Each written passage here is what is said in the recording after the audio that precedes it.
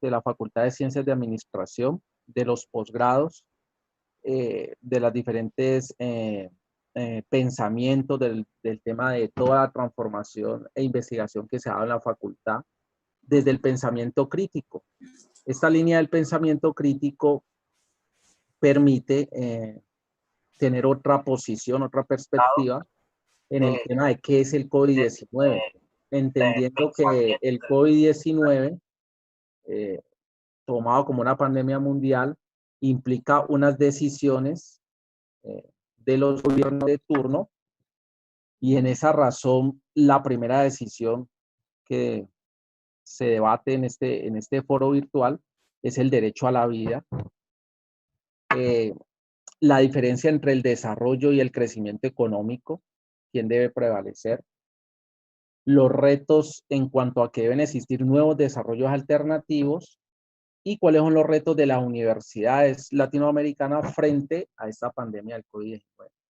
Bueno, este espacio se da en apoyo con todos los posgrados de la Facultad de Ciencias de Administración, las especializaciones, la maestría y todo lo que tiene que ver con el desarrollo de esa línea crítica y el pensamiento crítico que se ha dado en el doctorado en administración, así como la especialización en marketing, en alta gerencia, en lo que tiene que ver con tributaria, la maestría en políticas públicas, la maestría en administración, la maestría en calidad de las organizaciones, y todo con el fin de construir pensamiento y generar una línea crítica dentro de la facultad hacia el tema latinoamericano. En este orden de ideas le doy la palabra al profesor Byron, que comienza el proceso y los límites o la relación del foro. William inicia.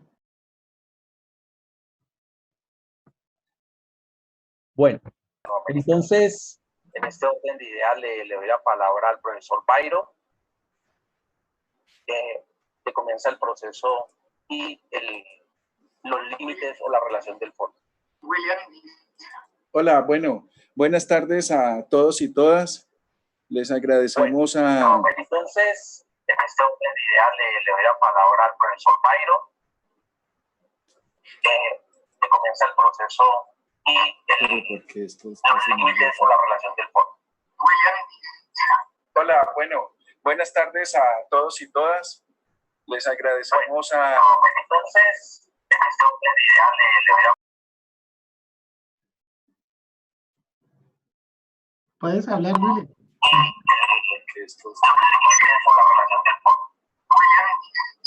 Hola, bueno, buenas tardes a todos y todas. Les agradecemos a...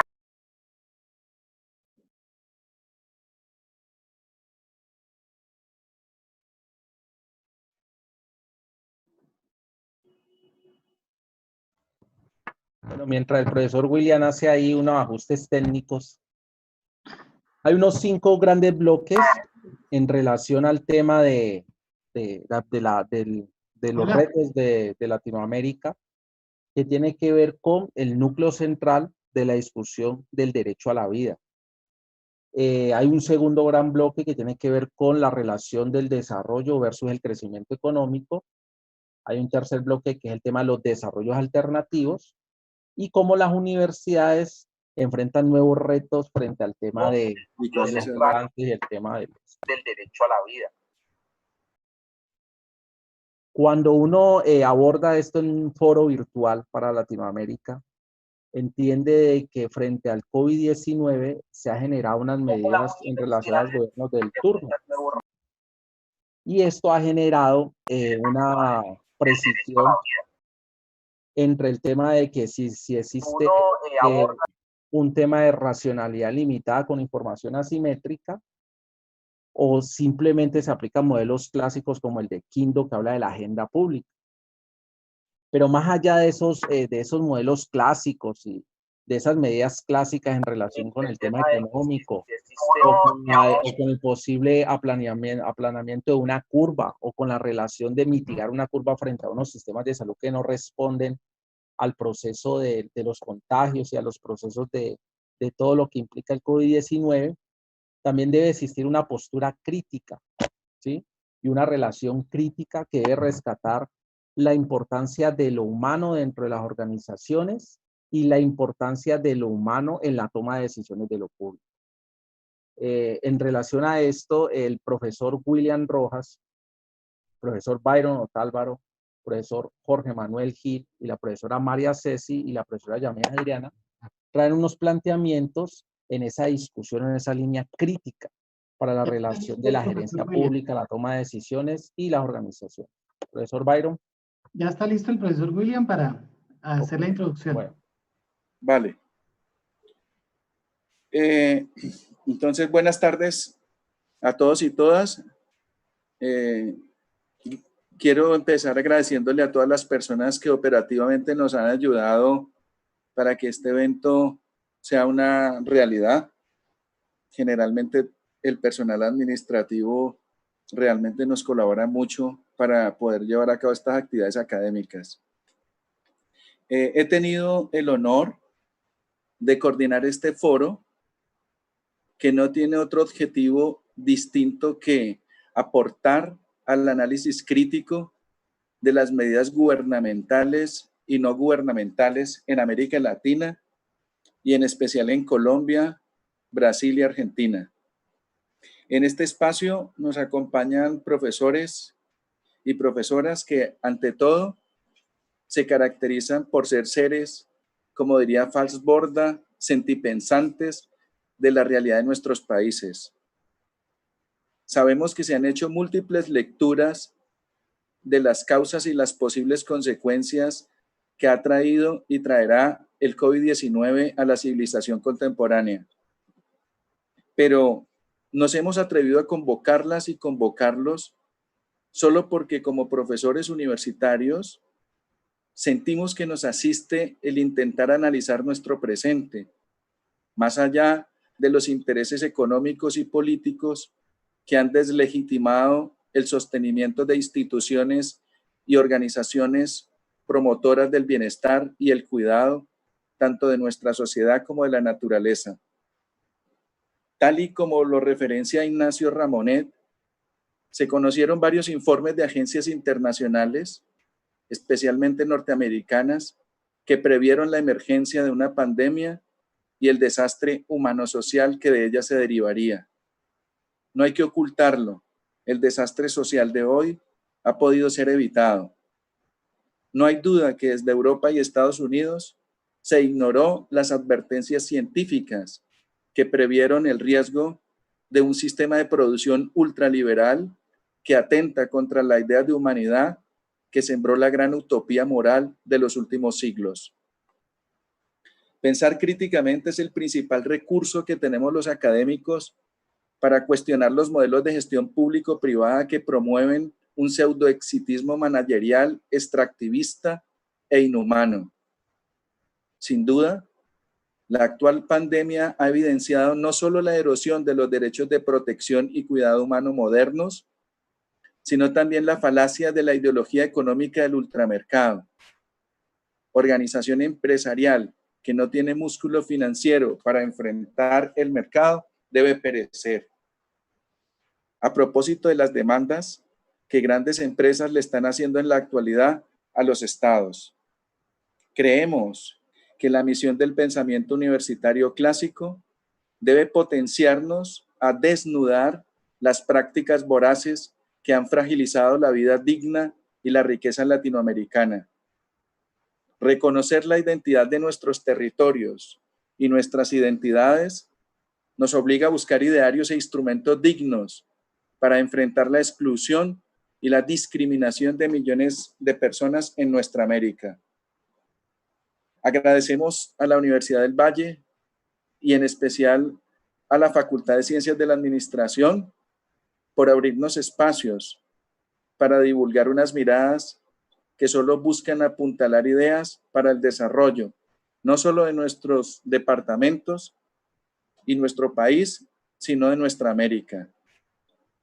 Doy un saludo y agradecimiento especial a las profesoras María Ceci Misoski, docente e investigadora brasileña, a la profesora Yasmira Adriana Rivera, profesora colombiana de nuestra facultad, al profesor Jorge Manuel Gil, argentino, de la Universidad Nacional de la Patagonia, San Juan Bosco, y al profesor Byron Otálvaro Marín, profesor de la Facultad de Ciencias de la Administración.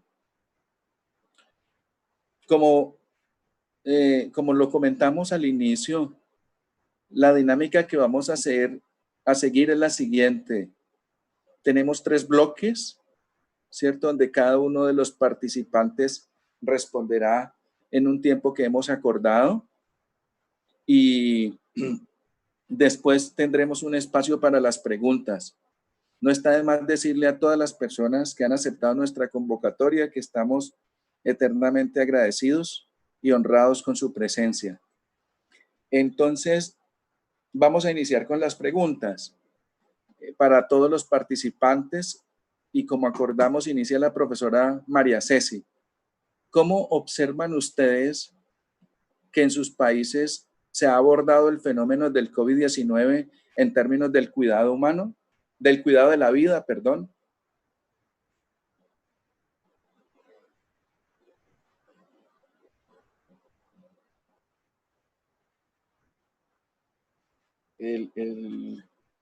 Ahora el micrófono, María Ceci. Sí. Bueno, seguimos entonces. Bueno, buenas noches a todos. Acá en Brasil ya estamos después de las 8. Y, ¿no está? ¿Está? Sí, no, yo estoy. Y bueno, para empezar, agradecer la invitación. Es siempre un gusto estar con los amigos de Cali y encontrar una vez más a Jorge Manuel y conocer a Yasmir. Y compartir con ustedes un poco de nuestra realidad, y es por ahí como empiezo. Quiero presentarles algunos números, algunos datos que son muy expresivos, porque Brasil, como saben, todos saben, es muy grande, pero yo voy a hacer una pequeña comparación con Argentina que permite poner en proporción esta información. En Brasil hoy tenemos 125.000 casos y tenemos 8.500 muertes.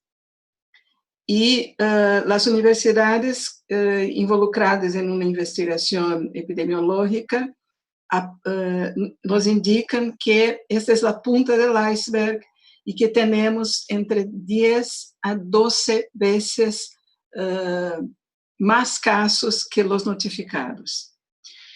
Los números son muy expresivos y se quedan aún más expresivos si analizamos en comparación con Argentina. Argentina es el mejor caso de comparación para nosotros porque empezamos los primeros casos en la misma fecha.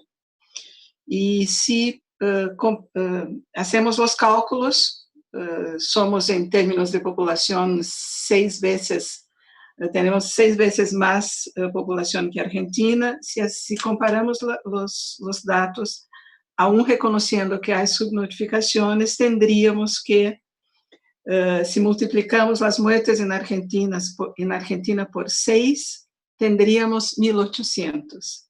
Y en Brasil tenemos 8.500. Entonces, esta es una información muy importante que permite comprender las diferencias en las políticas de prevención. Otra información, por supuesto, es la organización del sistema de salud. Y en eso Brasil tendría una ventaja, ¿cómo se dice eso? Porque tenemos un sistema nacional de salud que aún es muy importante, a pesar de la subfinanciación y de los ataques a los trabajadores públicos en general de los últimos años, de las últimas décadas.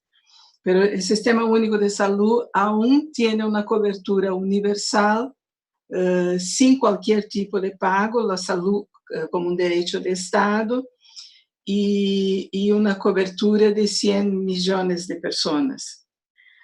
Pero aún con ese sistema tenemos estos dados que yo comparto.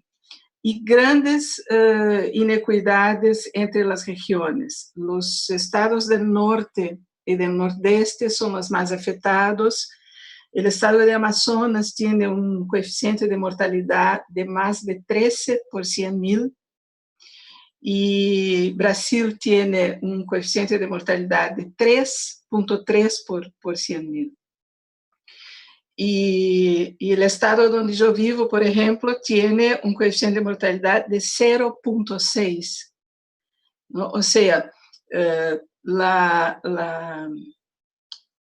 epidemia torna evidente que, a pesar de tenermos un sistema nacional de salud, este sistema es muy desigual en las regiones. Este coeficiente de mortalidad es una expresión, además de pobreza y niveles de ingreso, es un indicador de las diferencias en disponibilidad de camas hospitalares y de camas de cuidados intensivos. Profe, le queda un minuto, ¿yo?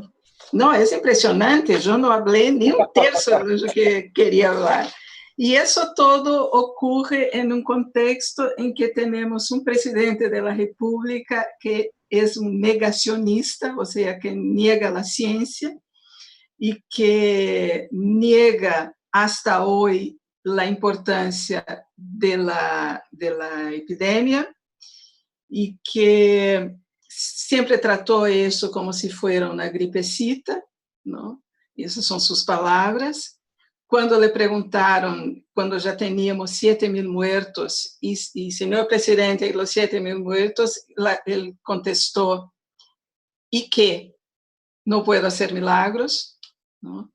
Que cambia el ministro de la Salud en el medio de la epidemia y cambia el ministro de la Salud porque no aceptaba la política de distanciamiento social. Y hoy tenemos un nuevo ministro de la Salud, que llamamos el sinistro de la Salud, porque no sabe lo que es el sistema de salud, no sabe por qué está ministro, no conoce nada de gestión en salud, y así nosotros avanzamos a pasos largos hacia el abismo, por suerte, con algunos gobiernos y alcaldías que tomaron las riendas de la situación. Es el caso del estado donde estoy, en que tenemos coeficiente de mortalidad similar al de Argentina, ¿no? Y 75, algo así, si comparamos la diferencia populacional. Y bueno, para terminar, les decir que en los estados del norte y del nordeste, algunas alcaldías y gobiernos empiezan con políticas de lockdown, de cuarentena total, de alejamiento obligatorio. Y en São Paulo, y solo decirles también un poco para aclarar que los números de São Paulo son siempre muy asustadores, porque claro, São Paulo es muy grande, pero la política del gobierno y de la alcaldía de São Paulo es muy correcta, no importa si son gente de centro derecha, es muy correcta, y con toda la dimensión de la crisis en São Paulo, los números son muy impactantes, pero está en quinto lugar en la secuencia de coeficiente de mortalidad. Si la Amazonía tiene 13, São Paulo tiene 5.7, ¿no? Entonces, con eso cierro, decirle de las desigualdades, de las dificultades y del desprecio por la vida que tiene nuestro presidente y cómo eso impacta negativamente en los intentos de gobiernos y alcaldes de contener la epidemia. Bueno, muchas gracias, profesora María Ceci. Profesora Yasmín. Hola, buenas tardes para todos. Muchas gracias por la invitación. Me alegra mucho encontrarme con la profesora María Ceci y reencontrarme con los profesores Jorge Manuel Gil, con el profe Byron y con el profe William, que además de ser los organizadores son sus colegas en la universidad. Bueno, en el caso colombiano, al día de hoy encontramos que hay 8.959 contagiados, 397 muertes, 346 nuevos casos y 2.148 recuperados. Una diferencia con lo que nos contaba la profesora María Ceci en el caso brasilero es que en Colombia no se ha negado que existe una pandemia, o al menos, aunque en principio, sobre todo algunos mandatarios locales consideraban también que podía ser una gripa con las mismas tasas de mortalidad y de contagio que cualquier otro virus o coronavirus anterior, pues luego en pocos días tuvieron que cambiar de postura y salir a reconocerlo públicamente. Entonces, esto nos ha sido favorable. También se hizo un primer intento de cuarentena que se fue denominado como simulacro, lo cual parecía un tanto desafortunado para el momento, viendo las cifras que ya se constataban no solamente en la China, que la vemos como el lugar lejano al que no va a pasar nada, sino que ya estaban en Europa, y nosotros como sea tenemos mucha conexión con Italia y con España. Hay mucha gente trabajando en España que va y viene, que estudia allí, que trabaja allí, etcétera, que tiene allí a su familia. Así que no iba a ser muy corto el tiempo en que el contagio llegara a Colombia.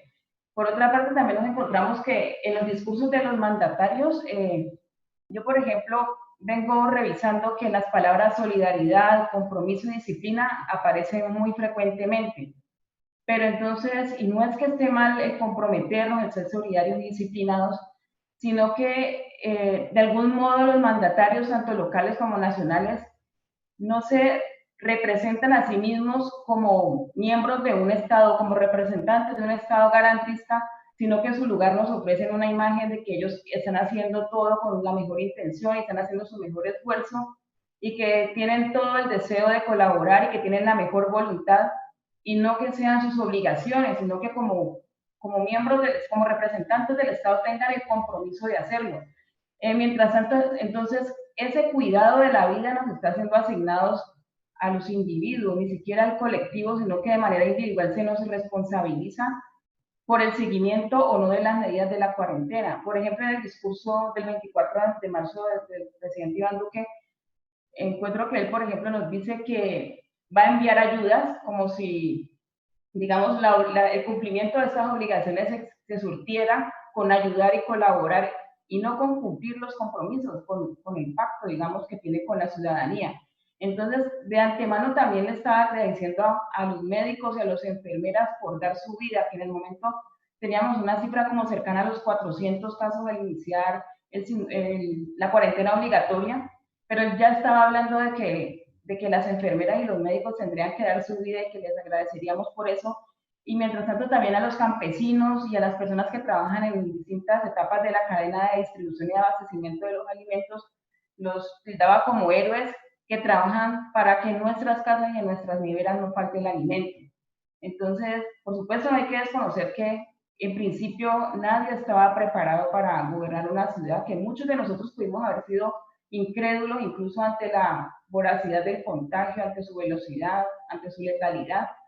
Y es cierto que cualquiera puede cometer errores, aún el más diestro de los dirigentes, pero este sentido del cuidado de la vida, de la comunidad, de los valores, del cuidado de las personas, no parece que esté siendo puesto, digamos, como valor central durante esta crisis.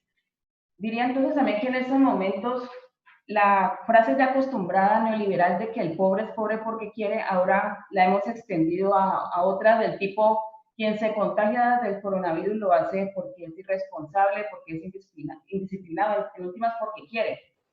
Pero entonces, esta red de cuidado, el fortalecimiento de la red hospitalaria no se corresponde con este llamamiento a la disciplina de los ciudadanos.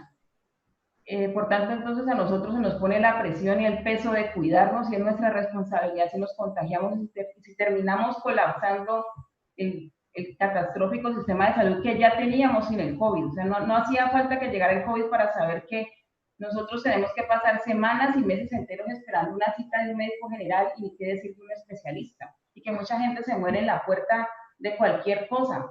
Entonces, esto ha venido a profundizar y a señalarnos de nuevo una herida que ya sabíamos que teníamos, pero que de alguna manera hemos aprendido a vivir con ella. Y como les decía, entonces sí, nosotros somos corresponsables de nuestro cuidado, del cuidado de la familia, del cuidado de los demás, pero que también es cierto que hay que poner esos recursos del Estado al servicio de que podamos pasar la cuarentena en casa y podamos cuidarnos. Y no porque la gente que está saliendo y que no está cumpliendo no lo hace generalmente porque no quiera, además de que hay problemas de cultura y de educación.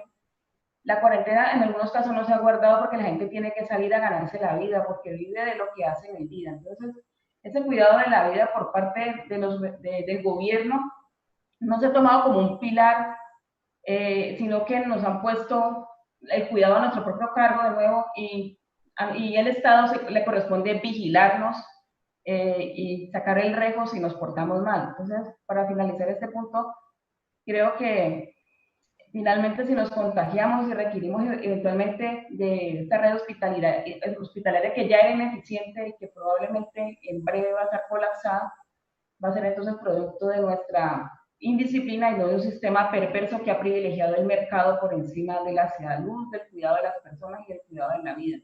Entonces, quienes no tienen con qué comer y en consecuencia materialmente no pueden quedarse en su casa, lo hacen por su voluntad y no por productos de una clase media insolidaria. Entonces, lo que también nos dicen es que tenemos que ser solidarios con el otro y que la solidaridad es nuestra responsabilidad y no es una medida estatal para cubrirnos del cuidado, de nuestro cuidado y de evitar la catástrofe que se podría avecinar. Gracias, Adriana. Le doy la palabra al profesor Jorge Manuel.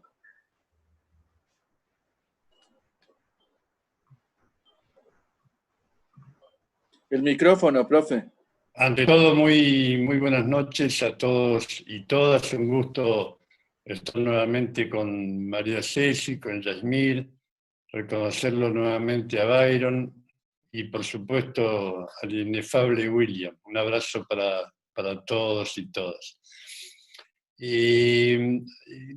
voy a sintetizar en algunas obviedades el tema de la idea clave del fenómeno del COVID en Argentina, ¿no? En Argentina se partió de la base obvia de que la vida es esencial para la constitución de la sociedad. O sea, la vida es un hecho de la naturaleza y es un hecho social. No hay vida sin una acción de la naturaleza y no hay vida sin una sociedad que contenga esa vida y que le dé un campo y una dimensión.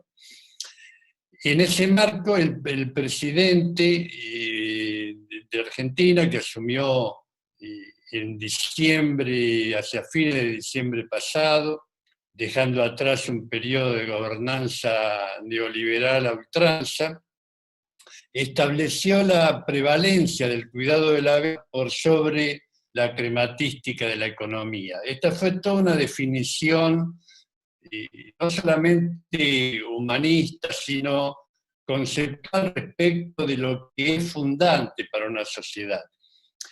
Y en ese sentido, Argentina tomó ciertas medidas económicas, básicamente una mayor participación del Estado en la economía, se ha establecido una política de precios máximos, en algunos casos acordados y en otros impuestos por el poder gubernamental.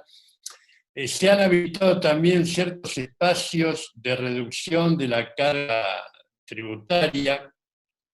Se ha establecido un subsidio de sueldos, o sea, el Estado está abonando los sueldos de casi 1.300.000 trabajadores, en algunos casos en parte, en otros en la totalidad.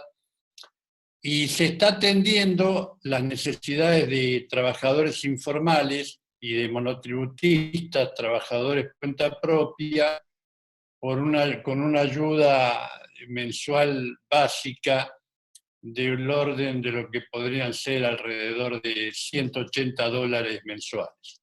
O sea, el Estado se ha hecho cargo de la problemática implícita en lo que aquí llamamos cuarentena o aislamiento, que es lo que se entendía desde el punto de vista de las ciencias naturales que era lo pertinente para el abordaje de este problema de la pandemia.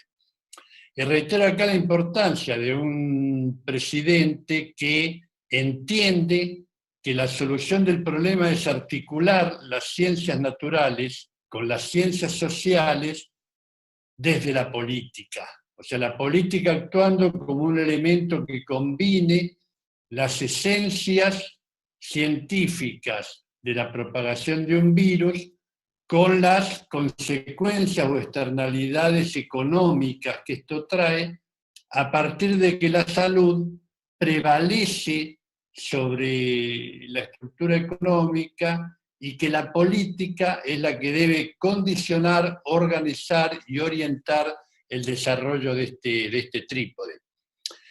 Bueno, después se determinaron medidas financieras, como en todas partes se procedió a una fuerte emisión monetaria. La emisión monetaria en Argentina estaba muy retardada, es cierto, se entiende que la emisión monetaria deseable para un país como el de Argentina es del 30-35% del PBI, estaba en el 28%, así que Argentina tiene todavía margen para una emisión monetaria sin consecuencias inflacionarias.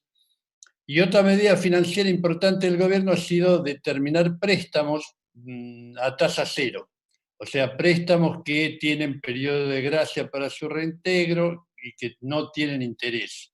Y esto está permitiendo, a medida que se va liberalizando la cuarentena, se va flexibilizando, está permitiendo el reinicio de la actividad económica en condiciones relativamente normales, o esto que llamamos entre comillas normalidad, a partir de asumir que nada va a ser igual.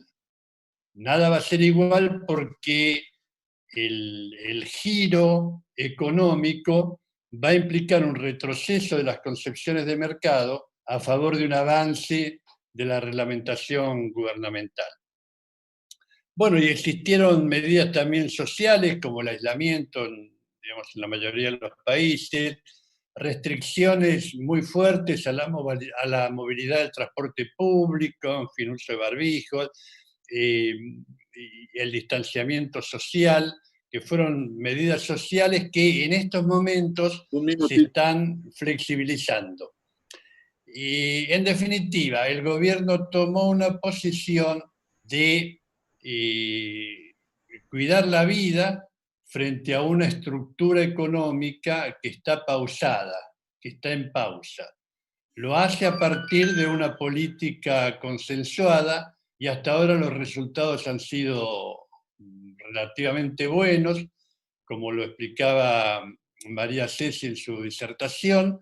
El porcentaje es uno de los más bajos de la región, si no es el más bajo, creo que Uruguay es menor, y esto es, demuestra que la política sirve para articular los avances científicos, tanto de las ciencias naturales como de las ciencias sociales. Profesor Byron. Buenas tardes, buenas noches ya para todos y para todas. Gracias por la invitación y por participar del espacio. Con relación a la pregunta, voy a plantear 4 grandes ejes en los 5 minutos que tengo de cómo se ha abordado el cuidado de la vida, el cuidado, cómo se piensa ese cuidado de la vida en América Latina y particularmente en Colombia. Uno de los aspectos tiene que ver con lo que ya varios profesores han planteado, y es que nos enfrentamos a un choque viral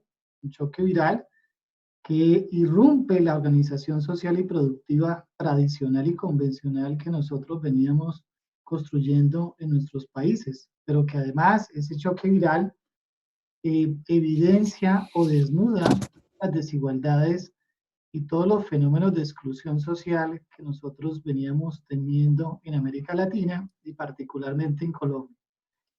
El segundo elemento tiene que ver con la idea de que el virus de alguna manera muestra la desprotección de amplios grupos sociales, muestra la desprotección del sector informal, muestra la desprotección de los contrapropistas, que son un grupo muy amplio y significativo en América Latina, especialmente en las grandes ciudades, y que muestra además la ausencia de una política social y de un contrato social fuerte para intervenir un problema como el que nosotros tenemos en la actualidad.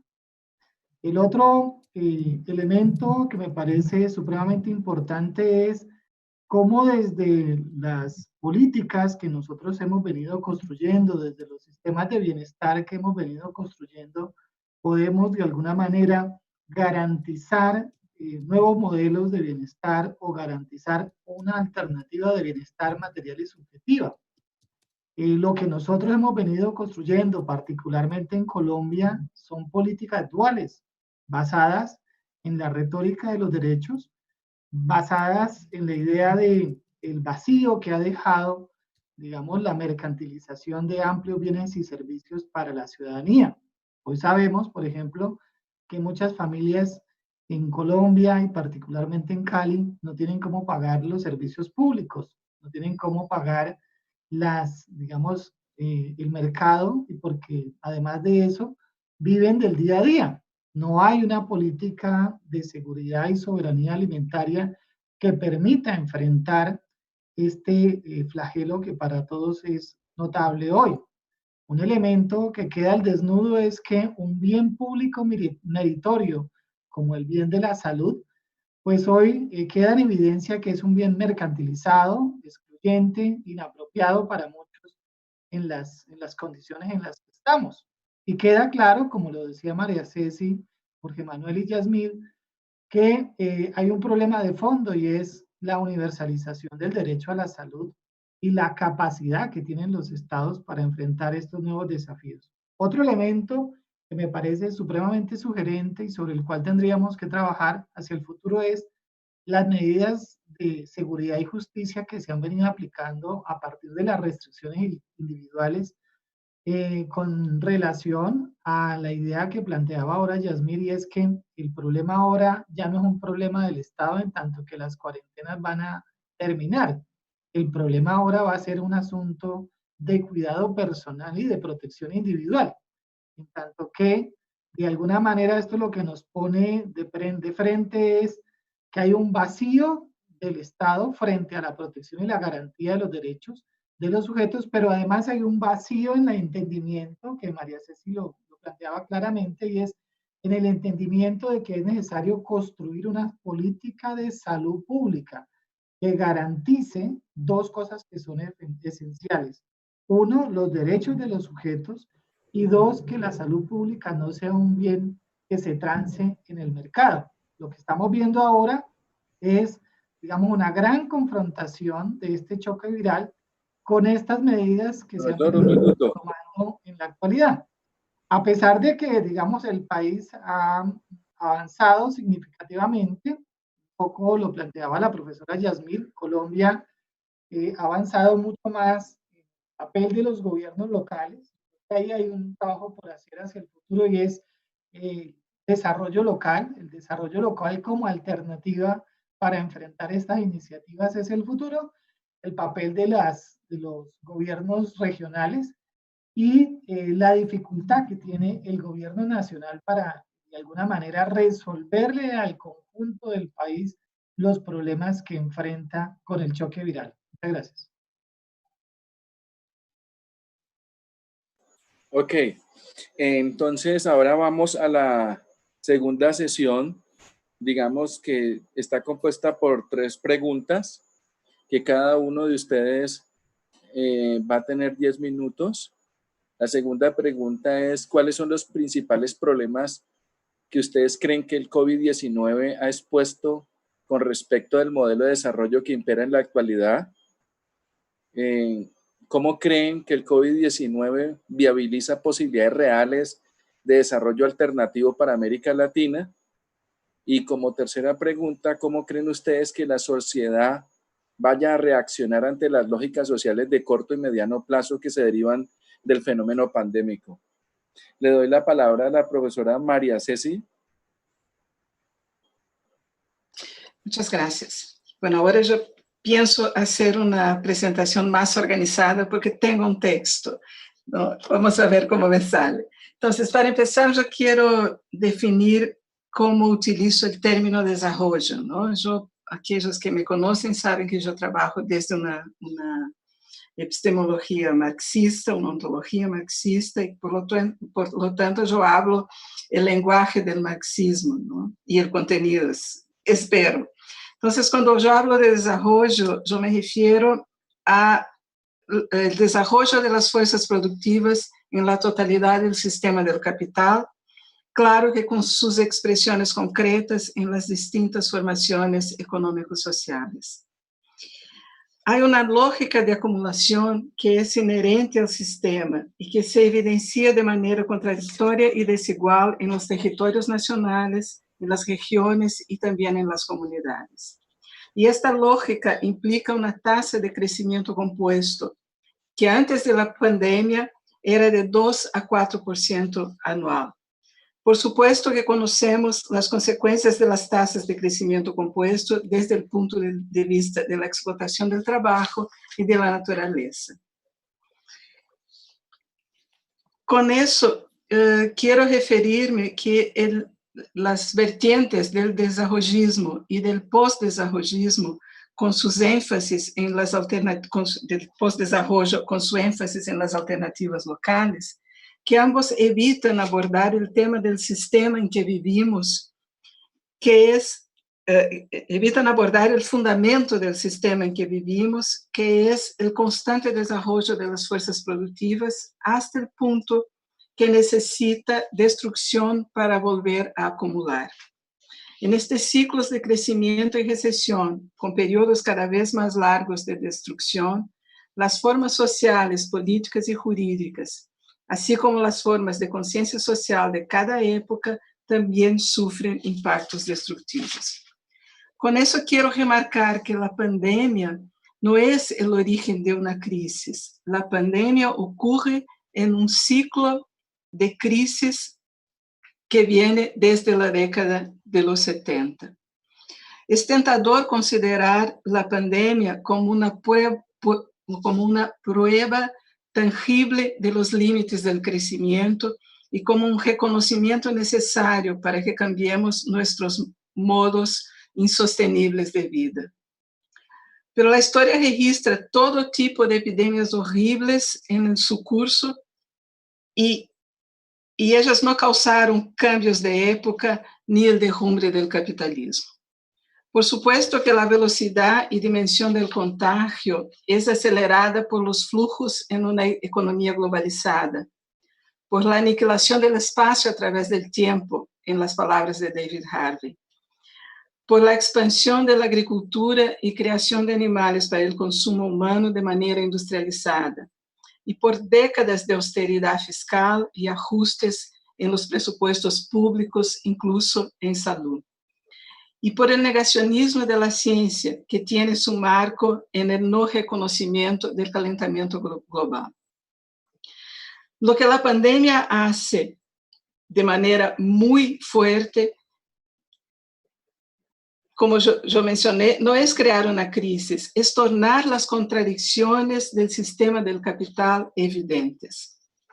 Por ejemplo, la Organización Internacional del Trabajo publicó un informe que sugiere que se perderán 25 millones de trabajos por el corona shock y que los trabajadores perderán alrededor de 3.4 billones de dólares en ingresos para el final del año.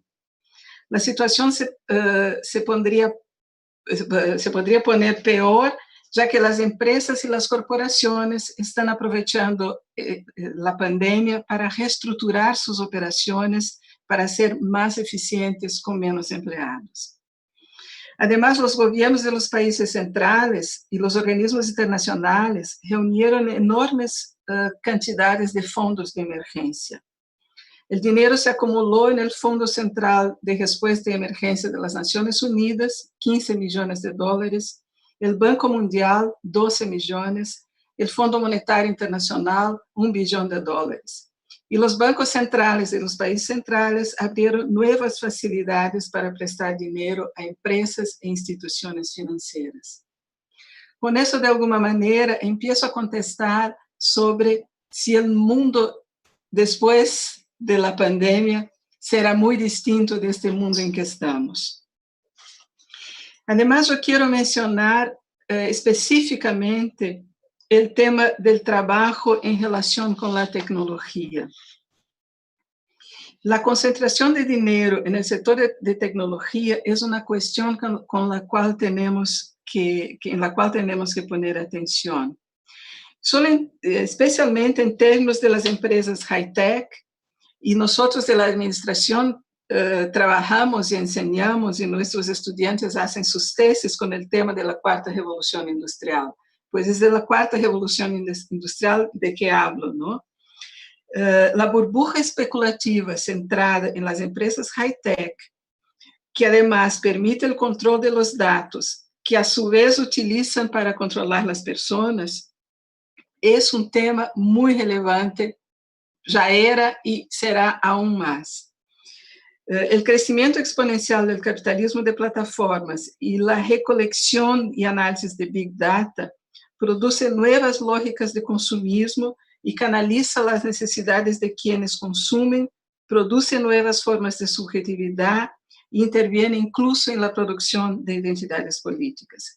Y más importante desde mi punto de vista, con esta experiencia de teletrabajo que estamos viviendo, será mucho más fácil naturalizar esta forma de trabajo que segmenta la fuerza de trabajo y fragmenta a los trabajadores, fragilizando aún más sus organizaciones. Yo tengo 4 minutos y yo no hablé aún de alternativas, pero yo no puedo dejar de mencionar el tema de la reproducción de la vida, de la reproducción social de la vida.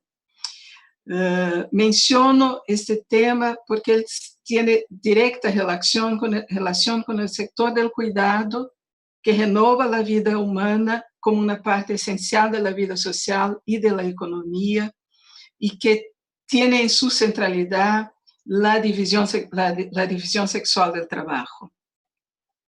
Los análisis de la reproducción social tratan de explicar los vínculos entre los circuitos de acumulación capitalista y los marcos patriarcales de renovación y reproducción de la fuerza de trabajo.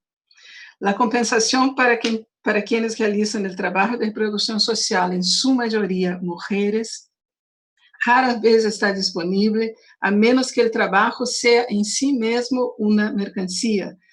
Los trabajos de limpieza, la producción de alimento, los servicios de entrega.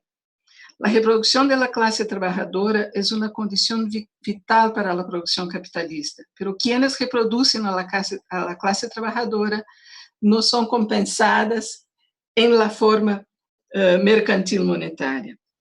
Este debate reaparece ahora en el marco de la pandemia, cuando en muchos países el tema de la renta básica universal viene a tona. Y se habla en ese sentido de alguna compensación por el trabajo de cuidado, pero eso no va a superar la larga historia de menosprecio de este trabajo.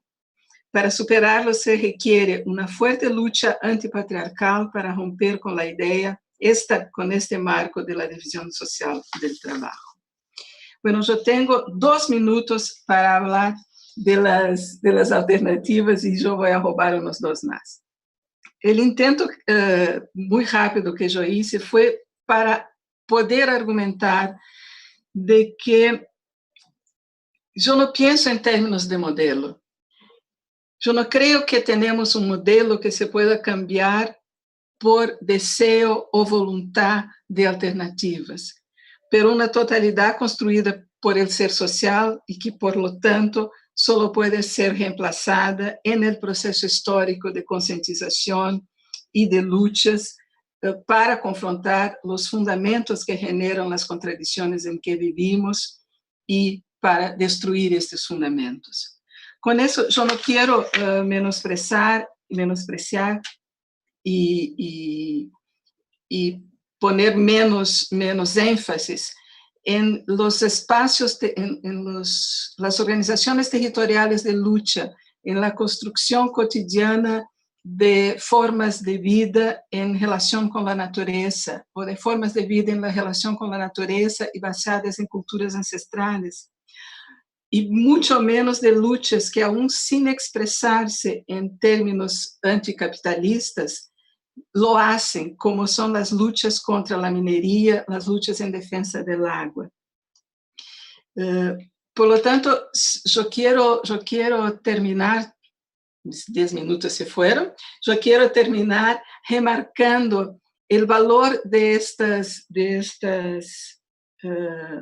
organizaciones cotidianas de luchas muy duras.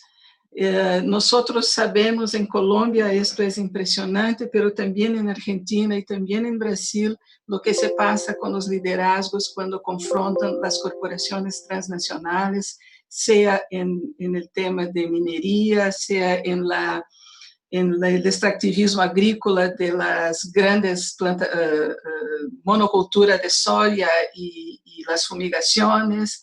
Incluso me llamó mucho la atención que cuando Alberto Fernández, que tiene esta política tan interesante en el combate a la pandemia, una de sus primeras medidas fue tratar como sectores económicos en que podían volver a producir la minería y la fumigación.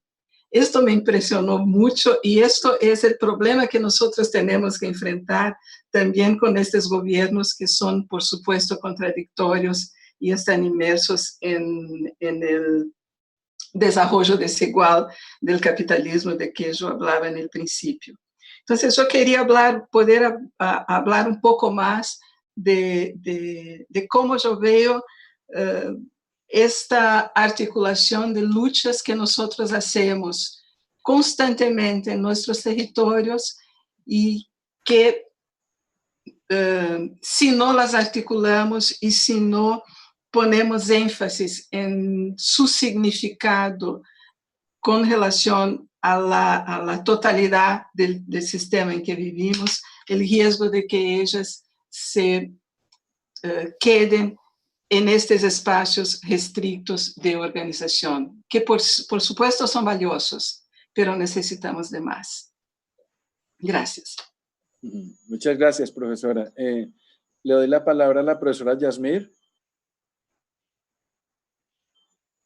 Vale, bueno, retomando el concepto de desarrollo que nos entrega la profesora María Ceci, pues yo creo que nada que hacer en el caso al menos colombiano.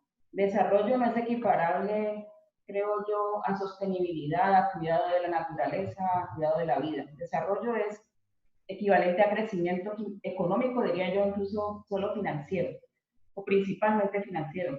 En este caso, la lógica neoliberal que caracteriza a algunos de nuestros gobiernos e instituciones parece que se mantiene intacto y vigente. Y entonces, solo que, digamos, en esta época toma un tinte de unas características propias de la pandemia.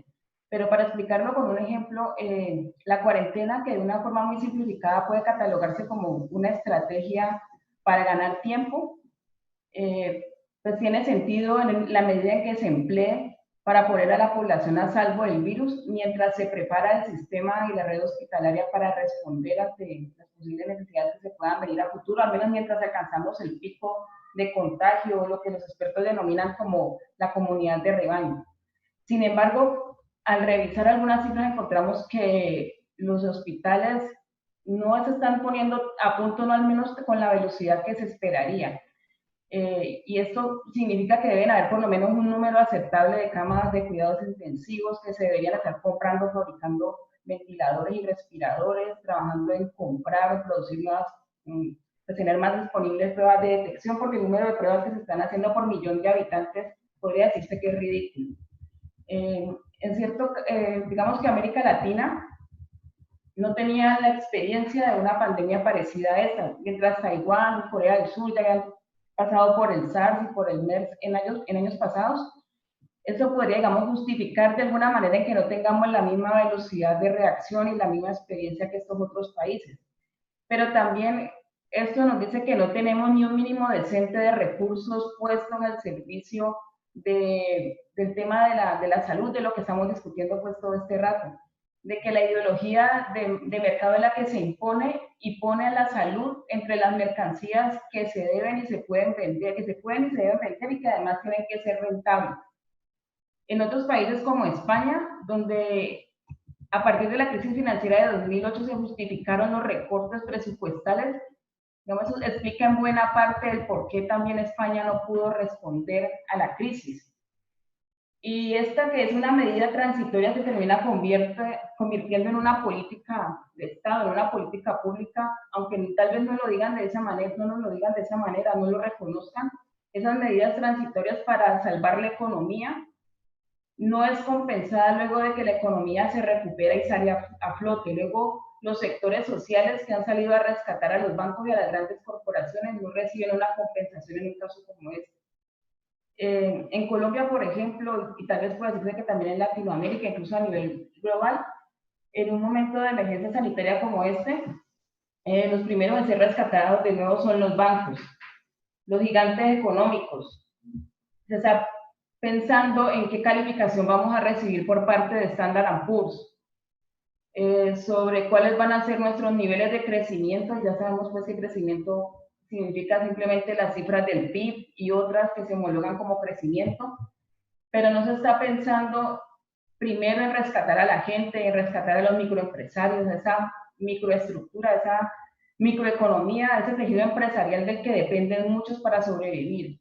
Entonces, por otra parte, también este virus, retomando lo que decía antes, dejan al desnudo distintas contradicciones. Por ejemplo, nos dicen que tenemos que guardarnos en casa y preservar el tiempo de la cuarentena.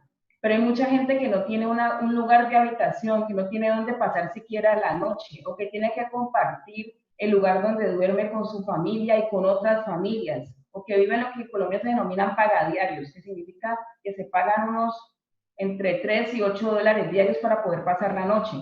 Y hay otros, por ejemplo, las demandas también contradictorias de que tenemos que llevar unas condiciones de higiene y salubridad en poblaciones y localidades que no tienen agua potable, mucho menos van a tener con qué comprar guantes o mascarillas.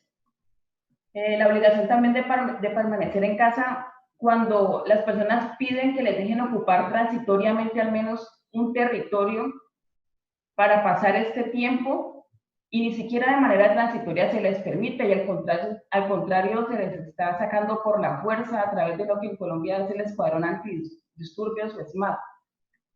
Y también está el lugar de la respuesta casi inmediata que han dado las empresas y las universidades, las distintas entidades educativas, en preparar de manera, si eso se puede decir preparar, pero el responder al inicio de clases virtuales, o al menos de clases mediadas por la tecnología, también con la contradicción que nuestros estudiantes, aun cuando algunos de ellos tienen smartphone, no tienen cómo conectarse desde sus casas, o tienen que compartir el computador con su hermano o con su padre que también se está conectando para el teletrabajo.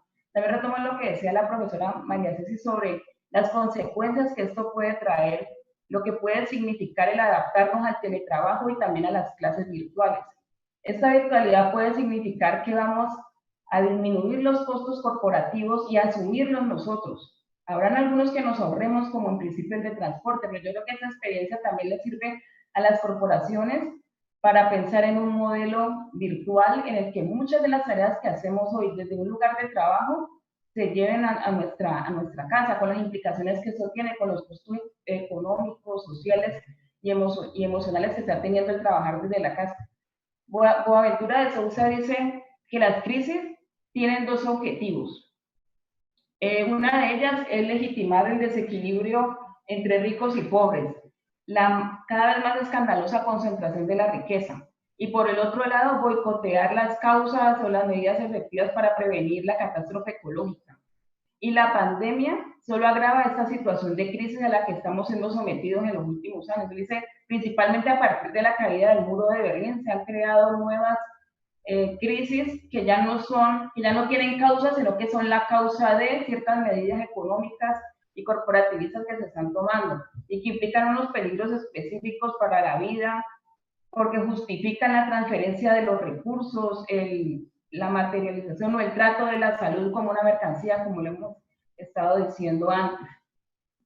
Por otra parte, pienso que de un modo más o menos distinto a lo que puede ser pensado en el resto de lo que denominamos como el mundo occidental, en América Latina buena parte de nosotros no tendríamos que hacer tampoco un ejercicio de abstracción o de imaginar las condiciones del otro como tal vez lo puedan hacer o lo deban hacer los países, el resto de los países occidentales, principalmente de Europa, porque a nosotros tal vez no nos basta con levantar el teléfono y llamar a nuestro familiar, a nuestro amigo, para saber que la gente en cada uno de nuestros países está confinada entre el hambre y el virus.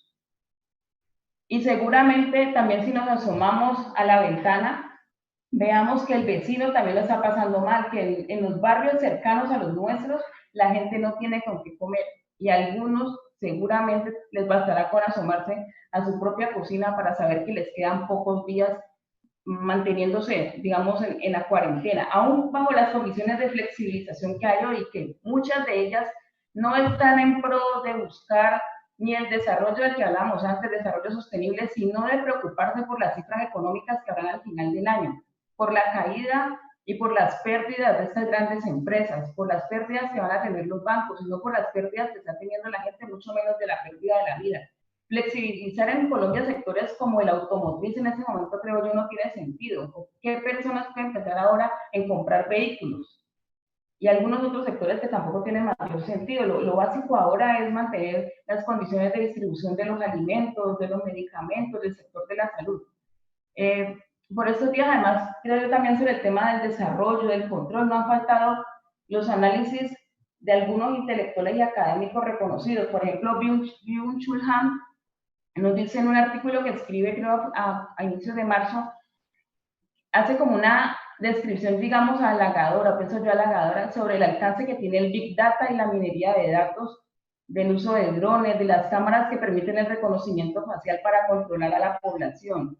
Y lo ejemplifica como una medida que se toma y que es superior a la que se está tomando en los países europeos de controlar la frontera, de volver al Estado-nación y a la soberanía y a la reducción de algún modo de la globalización, según él nos lo presenta, como si fuese algo afortunado. De todos modos, en nuestros países, nosotros sabemos, bastantes de nosotros, todos tenemos conciencia de que lo que hacemos a través del celular y del computador está siendo registrado, está siendo seguido, está siendo medido como una tendencia. Yo creo que no es sorpresivo para ninguno de nosotros que abrimos una página web y encontramos una publicidad que nos dice que ya estamos siendo vistos. Y ya no solamente desde la idea del panóptico, sino de un control que incluso nosotros deseamos y pedimos, en este caso, para que se controle nuestra biología y se evite que contagiemos a los demás o sentir que con esto la pandemia va a pasar más rápido. Yo creo que también es cierto que en este momento, por ahí también la nota Boaventura de Sousa, es momento para pensar que los académicos y los intelectuales deben permanecer en la retaguardia.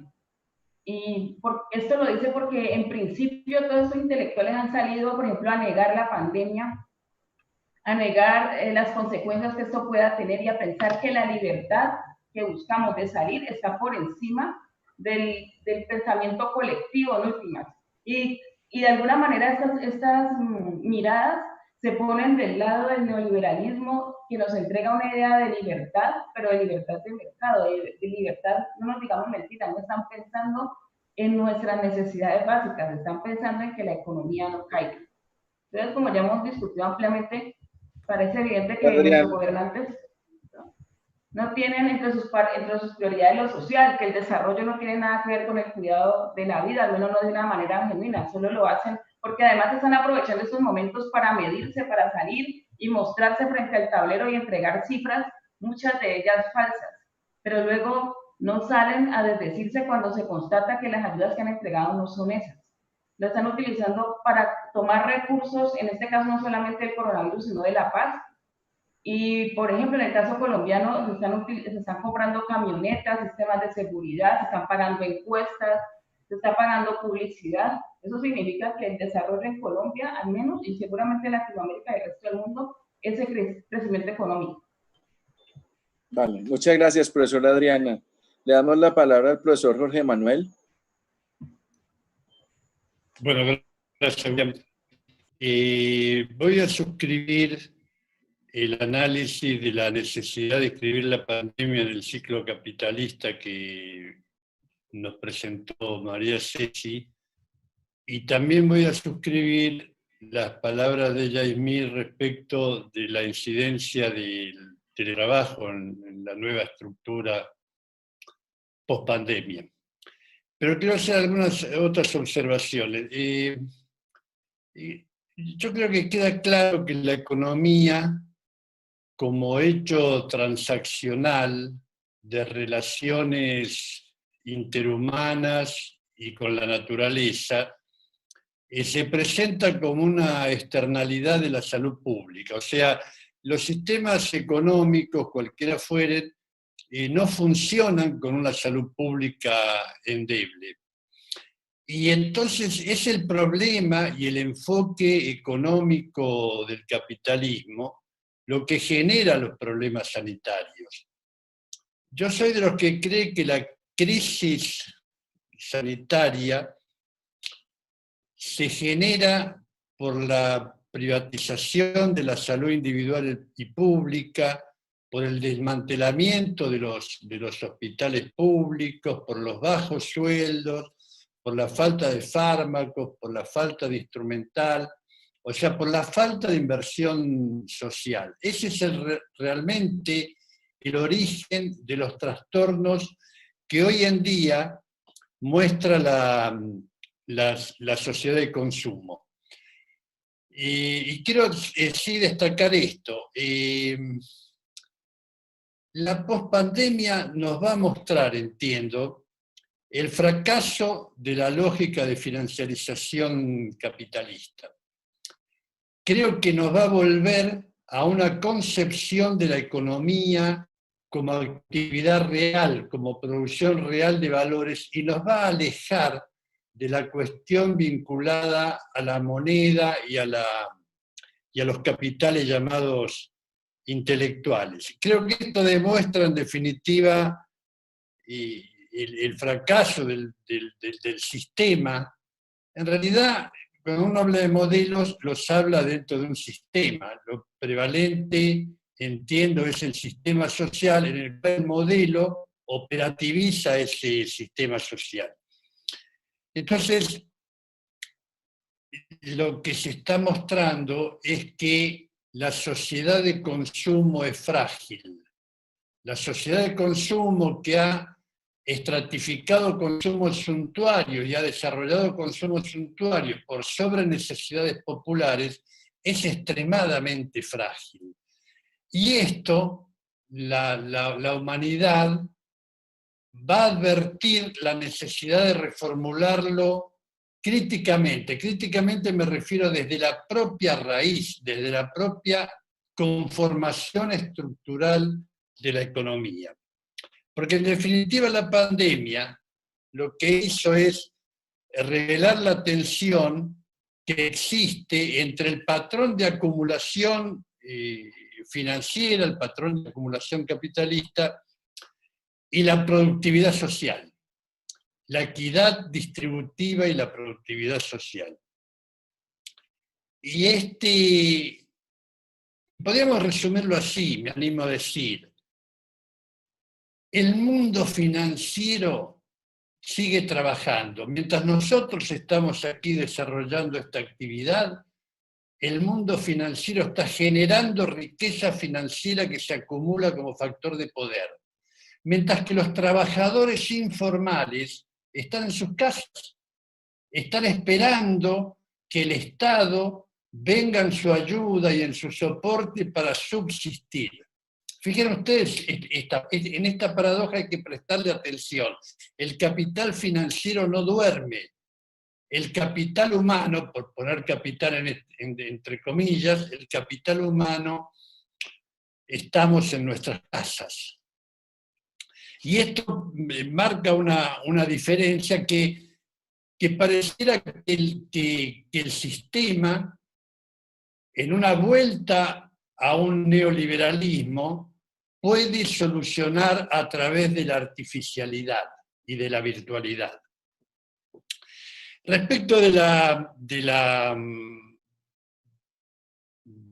posibilidad de desarrollos alternativos, creo que hay un cierto futuro allí. Hay un cierto futuro en el sentido que va a entrar en crisis el capitalismo financiero globalizado.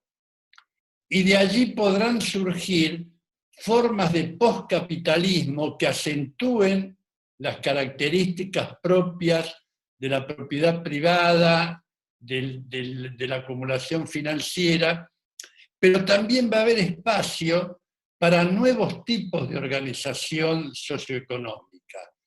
Yo en ese sentido soy optimista. Tengo un optimismo moderado respecto a la capacidad humana de crear espacios cuando la organización social, la organización económica se muestra insuficiente para atender la realidad. Me parece entonces que van a surgir estas posibilidades.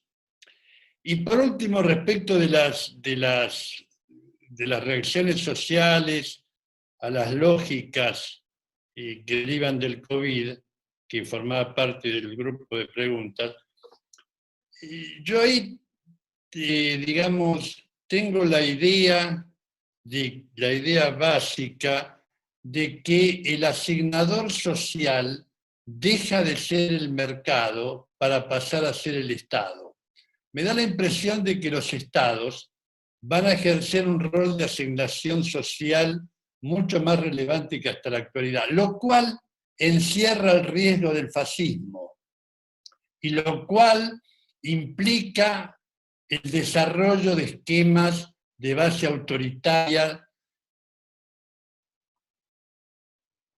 que no sería deseable en términos de las organizaciones populares. Pero sí me parece que este es el esquema de riesgo. Yo creo que la lógica social se vincula con el riesgo social. ¿Cómo evaluamos el riesgo social? Las sociedades en América Latina no evaluaron el riesgo social del neoliberalismo y lo votaron en muchos casos. Argentina pongo como ejemplo. Lo votaron como espacios a una ética basada en la aparente ausencia de corrupción, la aparente capacidad de los CEOs para dirigir las cuestiones con un alto criterio de eficiencia, con la necesidad de privatizar absolutamente todo en pro de la ineficiencia de lo estatal, de la ineficiencia de lo público. Y este esquema yo creo que va a ser modificado y la sociedad va a empezar a advertir que el capitalismo en sí puede llevar un riesgo social implícito. Y frente a eso, creo que se diseñan expectativas para que democracias directas y populares puedan tener un rol más determinante en el futuro de América Latina. Gracias.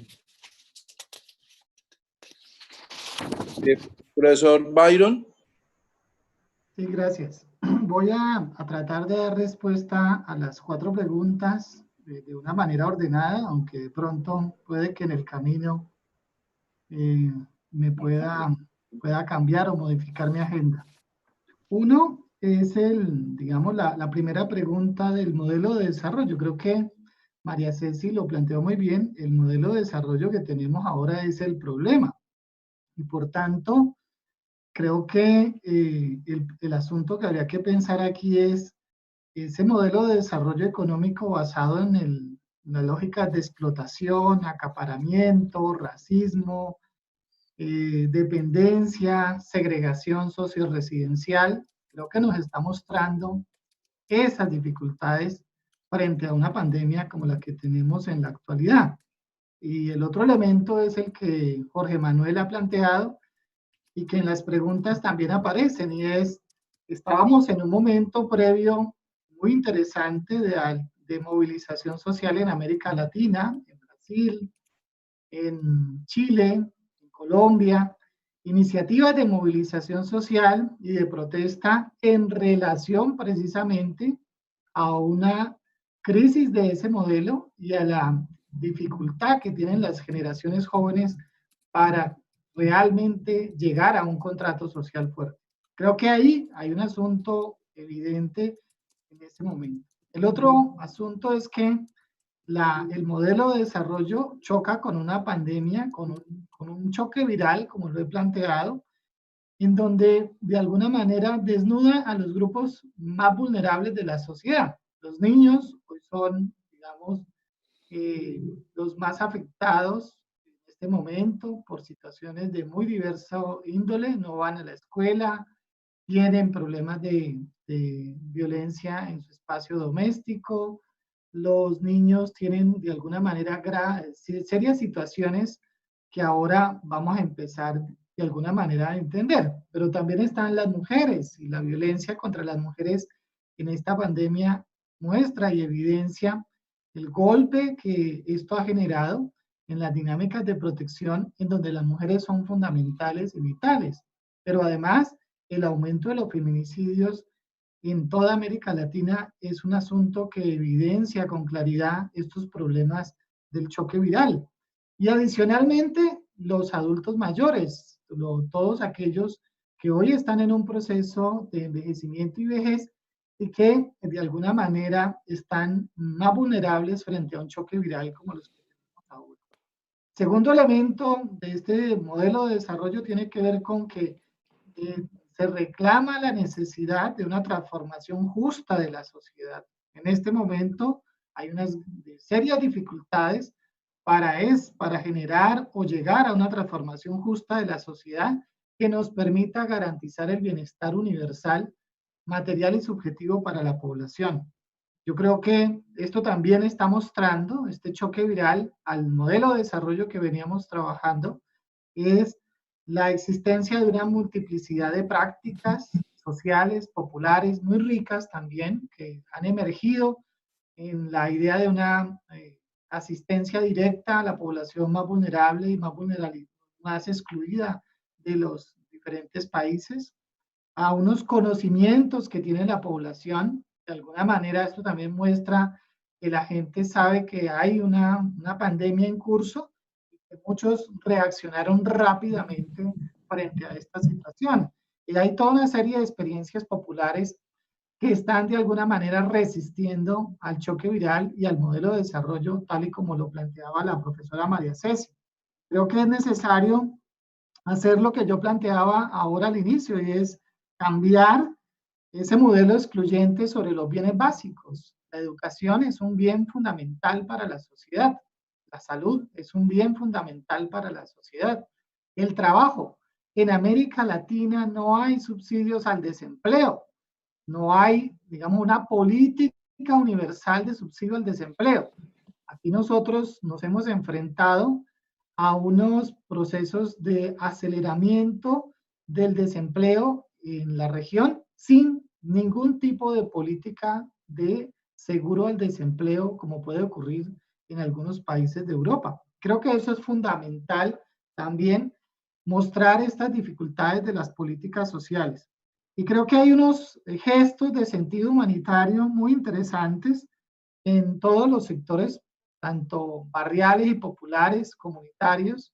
Creo que el campesinado ha jugado un papel importante.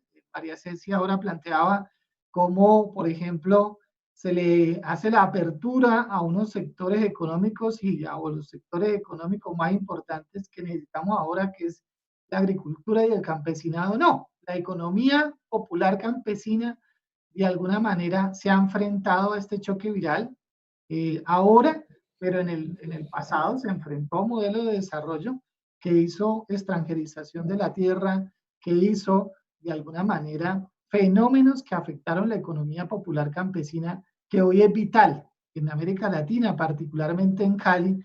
La seguridad alimentaria dependerá en buena medida del papel del campesinado y de los sectores campesinos que están vinculados a la ciudad. El segundo elemento es cuál es el modelo de desarrollo que podríamos pensar. Y creo que, digamos, aquí nosotros hemos venido construyendo en Colombia una alternativa que es esta idea, pero en algunas regiones y localidades, el desarrollo sostenible, que va muy de la mano con las lógicas del crecimiento y del capital, Y creo que habría que pasar a unas lógicas más profundas de desarrollo sustentable y declarar que vivimos en sociedades profundamente excluyentes y desiguales, que es necesario superar esas barreras que hoy vivimos. Es necesario construir un nuevo orden social a estas lógicas capitalistas. Ese nuevo orden social tiene que pasar fundamentalmente por fortalecer el papel de lo público como un lugar de inclusión social en la sociedad. Hay que generar de alguna manera un aumento de procesos de protección de la vida en todos los campos, en el tema de salud, en el tema de seguridad alimentaria, en el tema de políticas sociales fuertes, territoriales y nacionales, contratos universales que hoy no existen y que habría que trabajar hacia el futuro. Y lo que hoy vemos es una mano caritativa, una mano asistencial. Creo que esa mano caritativa y asistencial debe ser superada por digamos, unos logros que vayan en función de tres elementos que son fundamentales. Mayores oportunidades, mayores capacidades de garantía de derechos de los ciudadanos, de alguna manera barrer o eliminar las desigualdades y las exclusiones sociales presentes hoy en las sociedades. Y tres, generar un discurso de la seguridad, no tanto de la seguridad en términos de lo que nosotros conocemos como seguridad democrática o como de alguna manera lo hemos planteado en Colombia, que es un estado bélico asistencial. Aquí habría que pasar a un estado de mayor capacidad de fortalecimiento de lo público, de democratización de lo público y de deliberación sobre lo público. Algunas reacciones que yo he visto que son significativas en un periodo tan corto de análisis como los que estamos trabajando ahora, que lo planteó ahora la profesora María Ceci, medidas, por ejemplo, como la renta básica social de emergencia es fundamental. Creo que en el país, en Colombia, no se ha avanzado en ese sentido. Seguimos de alguna manera con las lógicas caritativas, asistenciales, filantrópicas, caritativas. Creo que esto nos va a demorar más tiempo del que estamos pensando. Creo que la pospandemia tiene que ver también con generar iniciativas en donde se protege lo social como un elemento fundamental, y muchos sectores no van a salir bien librados precisamente por sus vulnerabilidades. El sector informal, como lo decía la profesora Adriana, pues tiene una gran vulnerabilidad frente a las lógicas que hoy nos plantea el choque viral. El segundo elemento es una vida colectiva que tiene que ser mucho más solidaria, nuevas formas de vida colectiva. Aquí el papel de los movimientos sociales es fundamental, una cultura política que ahora se mueve en las redes. Creo que estos espacios son fundamentales, pero que en el futuro tendremos que avanzar hacia otros lugares, y unas instituciones públicas incluyentes que de alguna manera nos permitan hacer algo que ahora no lo hacemos, y es el goce común. Y finalmente, porque ya veo al profesor William ahí, es el tema de la educación superior.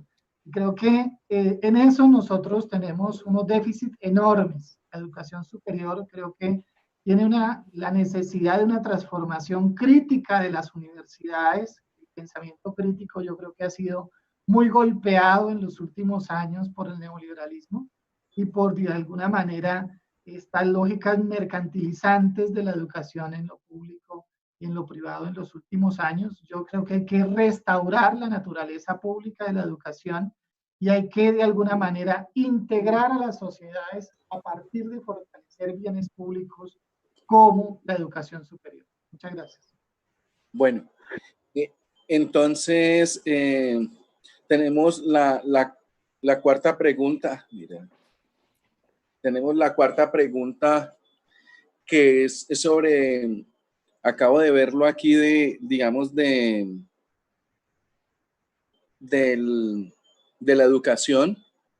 Nosotros la hemos hecho.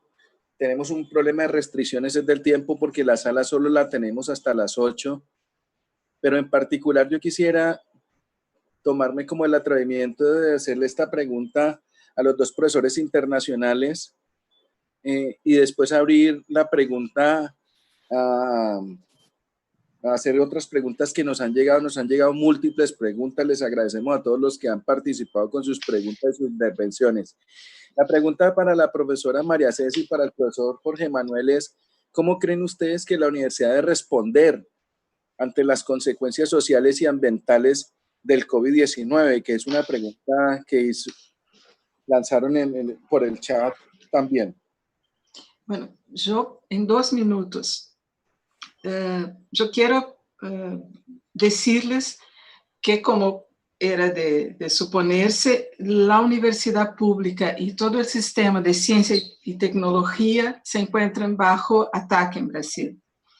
Y específicamente con relación a la universidad pública, tenemos recortes presupuestarios inmensos, leyes para intervenir en la autonomía universitaria, por ejemplo, con la indicación de los rectores por el presidente, sin considerar las elecciones por la comunidad universitaria, intentos de privatización y de creación de fondos patrimoniales. Así que nosotros en la universidad, incluso en este contexto de la pandemia, ayer estaba en los últimos días, incluso hoy, ahora está en el Senado, la votación de una ley para transferir fondos para los estados y las municipalidades, y en el texto de la ley, parte de los fondos vendrían de la remuneración de los servidores públicos y de que no existan concursos en los servicios públicos, incluso en las universidades, por los próximos 2 años. O sea, estamos en la pandemia, en teletrabajo, pero estamos organizados por las redes en lucha constante en defensa de la universidad pública. Pero lo que yo quiero decir es que en este proceso de lucha y de resistencia y de defensa, no solo de la universidad, pero de la educación pública en general, quedan más evidentes nuestras propias contradicciones internas a la universidad. Las mismas contradicciones que tenemos en la sociedad, de lo que Byron hablaba al final. Nosotros tenemos en la universidad las mismas fuerzas de defensa de los intereses de las élites, de los intereses económicos, de todo lo que está en la sociedad está adentro. En las últimas semanas tenemos una confrontación muy dura entre aquellos que quieren implementar prácticas de EAD para garantizar sus vacaciones, si es que será posible. Y por otro lado, nosotros con nuestros sindicatos y con las organizaciones estudiantiles garantizando de que eso no ocurra. Bueno, con eso yo empiezo por decir que no es posible hablar de la universidad como esta entidad que tiene un rol en la sociedad. La universidad es tan contradictoria y tan llena de conflictos como son las sociedades en que estamos. Pero, por supuesto, con esta realidad, hacemos nuestra parte, las universidades públicas, hacemos nuestra parte con acciones directas, con apoyo al sistema de salud, con desarrollo de tecnología, con nuestros laboratorios para los testes, las cosas que hacemos y ponemos a servicio de la sociedad. Y con mucha solidaridad y con muchas maneras de fortalecer eso de que Byron también hablaba al final, que son estos grupos en las periferias de las grandes ciudades, los grupos de productores rurales que tenemos cerca de las universidades, también en apoyo a su organización y a maneras de que aprovechen la crisis para comercializar sus productos de manera directa y todo más. O sea, somos un pozo de contradicciones, pero además de las contradicciones, hacemos lo que podemos hacer en este contexto. Profesor Gil. Muchas gracias, bueno, María.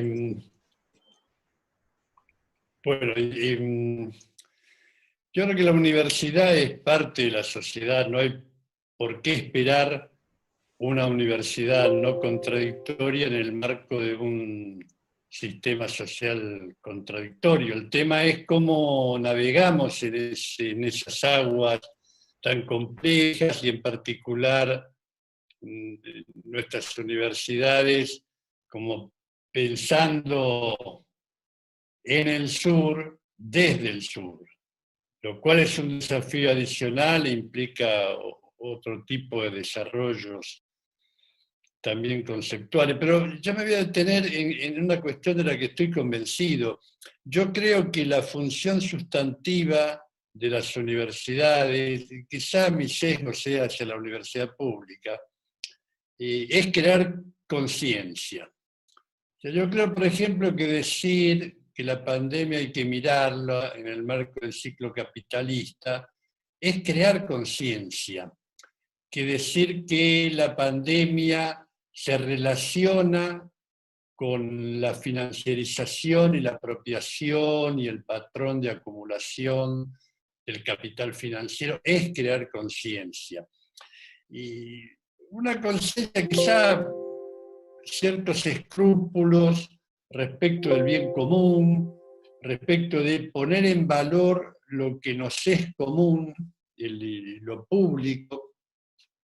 O sea, no conciencia sobre la necesidad de que las empresas maximicen sus utilidades, no conciencia sobre que el Estado actúe para mantener el orden social, no conciencia sobre la función universitaria para la capacitación profesional, no conciencia sobre el profesor universitario repitiendo periódicamente sus clases, sino una conciencia crítica, y creo que esa sí es la función universitaria por excelencia.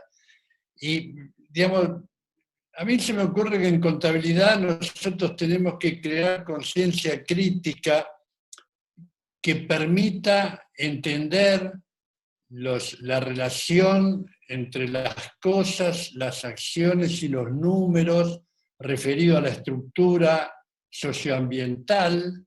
Nosotros en contabilidad podemos desarrollar lógicas de interpretación de la realidad. En administración, mirar la organización como parte del entramado social, no como un organizador de la producción, como lo ve la ortodoxia neoliberal, sino formando parte de un entramado social, en una red que vincula a la sociedad con profundo contenido humano y de realizaciones personales. Y también mirar la economía con bases objetivas, pero también como ciencia prudencial. Quiero retomar esa concepción aristotélica de la ciencia prudencial. Necesitamos de la política, necesitamos que los cambios sociales sean impulsados por las fuerzas sociales y productivas, pero sean orientados y articulados por la política. En Argentina se estableció un lema que era que se vayan todos los políticos, y eso dio origen a la aparición del neoliberalismo, así como pudo haber dado origen a la aparición de los Bolsonaro. Entonces, esta es la función universitaria por excelencia: crear conciencia, crear subjetividades críticas que ayuden en los procesos económicos y sociales de la pospandemia. Por lo menos esa es mi visión de esta problemática.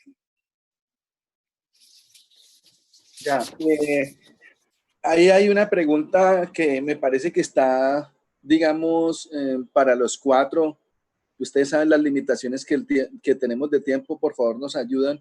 Pero hay una pregunta que me parece muy importante que todos ustedes puedan dar su opinión y es sobre los territorios. Digamos, si la universidad se considera un territorio, ¿cómo la universidad debe devolverle a los territorios? ¿No? Es más o menos como la interpreto. La otra, digamos, en este mismo sentido es cómo los contenidos de la universidad pública tienen que responder a las organizaciones sociales y a los territorios nuevamente. Hay una que quiero decirla simplemente porque me parece importante atender lo que dicen los estudiantes. Hay una brecha entre la educación pública y la educación privada. ¿Qué debe de hacer la universidad pública? Sobre todo porque los 4 participantes están en la universidad pública. Ya les dejo allí Byron, Adriana, para que empiece alguno de ustedes. Si quieres yo empiezo, William. Dele, profesor Byron. Bueno, trataré de ser muy corto para no afectar. Ojalá. Yo creo que hay 3 temas que son fundamentales frente a las preguntas que has planteado. Uno de los elementos que habría que trabajar hacia el futuro y que están en las preguntas es qué va a pasar con las regiones, con las ciudades, con las localidades, frente a países que han sido muy centralizados. Yo creo que lo que está mostrando, digamos, este choque viral es fundamentalmente la dificultad que tiene el país central para concebir las diversas realidades que tiene el país descentralizado, el país en las diferentes localidades. Está muy claro lo que está pasando ahora en el Amazonas con las comunidades indígenas y las vulnerabilidades que ellos tienen para enfrentar esta pandemia. También está muy claro lo que está sucediendo ahora en el Pacífico colombiano. Hoy muchos líderes del Pacífico colombiano, líderes de las comunidades negras afrodescendientes, han planteado la separación del Pacífico del país. Y eso es un llamado de atención, un llamado, digamos, a la distancia que tiene el nivel central con los niveles locales y regionales, pero además a las vulnerabilidades que estos lugares tienen para enfrentar unos choques virales como estos, pero además al abandono estatal reiterado durante muchísimos años. Y esto claramente lo muestra. El segundo elemento que me parece importante de la reflexión que están haciendo ahí es el papel de la universidad y el protagonismo que puede tener la universidad hacia el futuro. Yo creo que la universidad pública puede tener un protagonismo enorme en términos de 3 cosas que son fundamentales. 1, avanzar en el derecho fundamental a la educación como un derecho universal de los ciudadanos en América Latina. 2, de alguna manera frenar esos problemas de exclusión y desigualdad que hoy tenemos, esas relaciones excluyentes y vulnerables que hoy tenemos, y que afirma mucho estas luchas de los movimientos sociales y de los procesos políticos que dicen la necesidad de seguir fortaleciendo la universidad pública. Y 3, creo que la universidad pública hoy ha tomado un liderazgo enorme, en Cali particularmente, en Colombia, las universidades fueron capaces de rápidamente dar respuesta con test, rápidamente dar respuesta con atención psicológica a los estudiantes, de dar respuesta a problemas que los estudiantes tienen frente a las violencias de género en sus casas, de dar respuesta frente a muchos problemas. Obviamente, respuesta en medio de todas las limitaciones que hoy tenemos. Dar respuesta, por ejemplo, a la seguridad alimentaria de jóvenes de sectores populares que no tienen para alimentarse en medio de esta pandemia. Creo que la universidad tiene un lugar fundamental hacia el futuro en términos de ser un bastión para la inclusión y el desarrollo sustentable. Vale. Adriana. Vale. Adriana, la pues. Sí, ¿me escuchan? Sí. Bueno, por mi parte creo que primero habría que retomando la idea del profesor Gil, hay que mirar a la universidad como ese lugar por excelencia para la crítica, para pensar en este caso, por ejemplo, en esos modelos alternativos de desarrollo para nuestros propios territorios, para nuestros países, digamos que respondan más a nuestros propios modos de ser. Y también deben ser pensados como espacios para recuperar el valor de lo público, para recuperar el valor de la educación. Estas ideas que nos han estado sembrando en los últimos años de que no debemos querer todo regalado y que no es tan cierto, porque la educación debe ser universal y debe ser gratuita, igual que lo deben ser la salud. Así que es un momento para poner más que nunca en primer lugar el valor de la educación y retomar desde esas universidades donde también han sido semilleros para la protesta, esa protesta que también ha sido acallada por este momento en el que pues, tenemos que hacer un paréntesis, pero hay otras formas de solidaridad y de virtualidad que nos permiten, por ejemplo, hacer protestas a través de los balcones, a través de las redes sociales, experimentar otros modos de resistencia y de resiliencia. Y retomando un concepto de Rita Segato que nos habla de que también habría que trabajar en la construcción de una sociedad más política, no solamente una sociedad civil, sino una sociedad más activa políticamente, que no solamente decida quiénes van a ser sus gobernantes, sino que haga un control y que de alguna manera haga un trabajo también de seguimiento, incluso de construcción con los gobernantes sobre el bienestar comunal y el bienestar social, no dejándoselo todo al Estado. Rita Segato también nos habla de un concepto de Estado materno. Yo diría que podríamos trabajarlo como un concepto de Estado del cuidado y del bienestar, en el que se pongan en el centro de nuevo la salud, la educación, el valor de la vida, el valor de lo público, y no los valores de mercado. Que no nos dejemos engañar con esto de que todo nos tiene que costar, porque nosotros igual ya pagamos impuestos, y lo lógico es que en esa distribución de la riqueza en la que todos contribuimos, se nos regrese como mínimo el derecho a la educación, que se nos reivindiquen estos derechos. En esos tiempos de crisis también, como lo decía el profe Byron en la anterior pregunta, también es un momento para que surjan unos movimientos espontáneos y sociales que de alguna manera también distan con la academia, porque en la academia nos tomamos mucho tiempo para elaborar proyectos, para pensar, somos muy rígidos, y ese tipo de momentos requieren de acción social más directa y más concreta que conecte con la ayuda que la gente está necesitando en este momento. Entonces yo creo que también es un momento para repensar y para replantear nuestra actividad como académicos.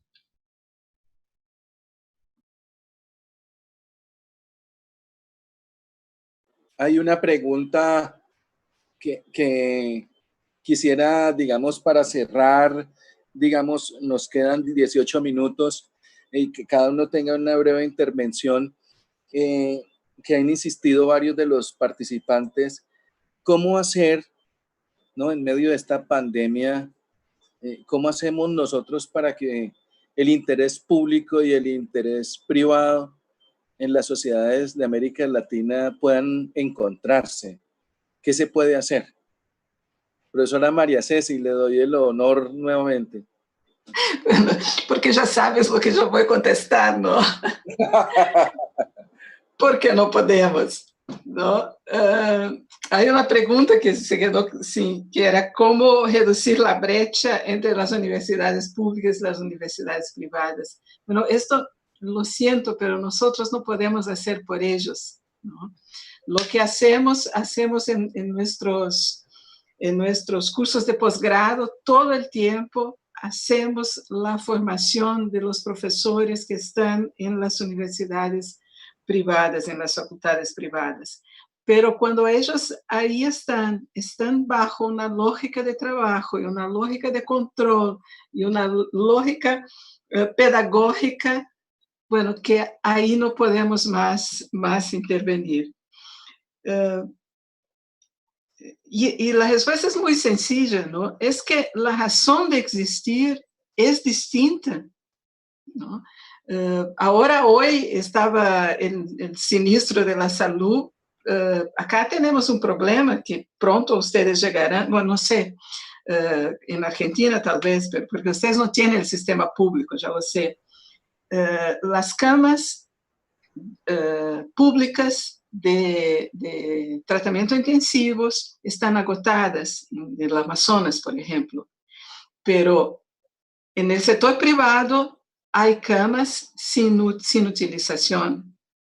La propuesta de tener un paquete único de camas hospitalarias para el coronavirus no pasa de manera alguna porque los intereses, los empresarios privados de la salud, sea el dueño del pequeño hospital, sea el Seguro Salud, no quieren bajar las ganancias.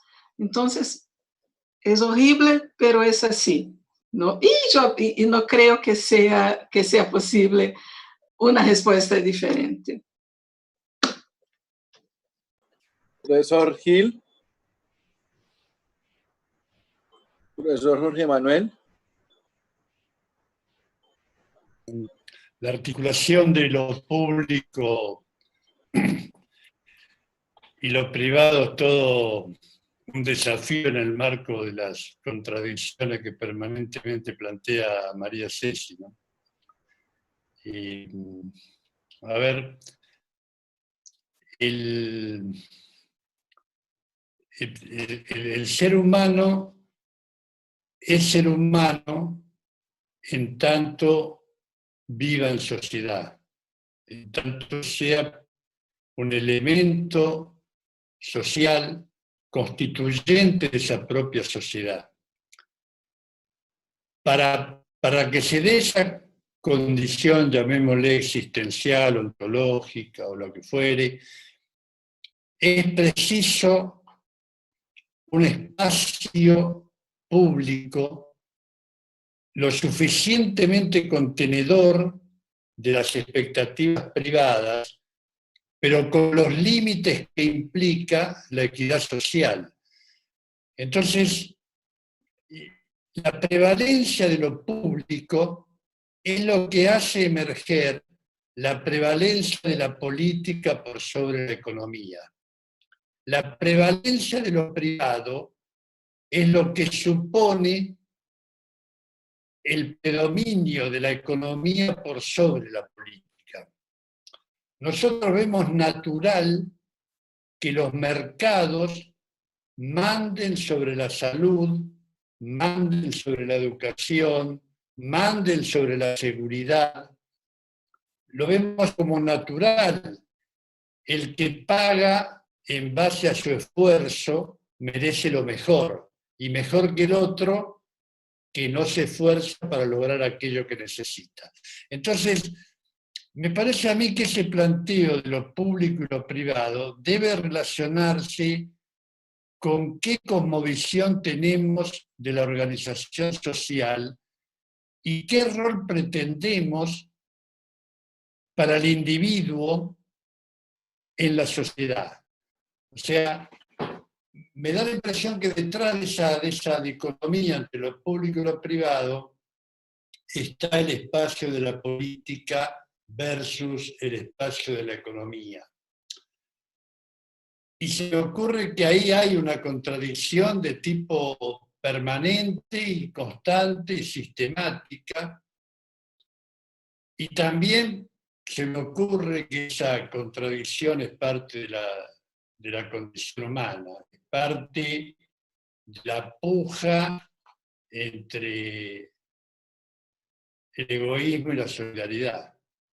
Es parte de la puja entre esa dimensión de mi libertad individual y la conveniencia social. Lo público es administrado, entonces lo público trae lo político. Lo privado es gestionado, por eso lo privado trae la economía. Y en eso es que tenemos que debatir y considerar cuál es la visión más abarcativa que podemos tener del problema social y del problema económico. Muchas gracias. Muchas gracias, profesor Gil. Profesor Byron, 2 minutos para participar, 3 minutos la profesora, y para que cerremos con la profesora Yasmín. Bueno, perfecto.